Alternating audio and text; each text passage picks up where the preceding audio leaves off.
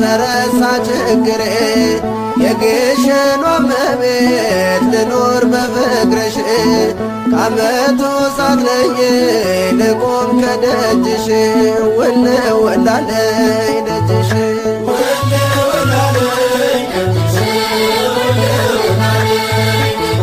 የአምላክ ፈቃድ ሆኖ እስክሳለምሽ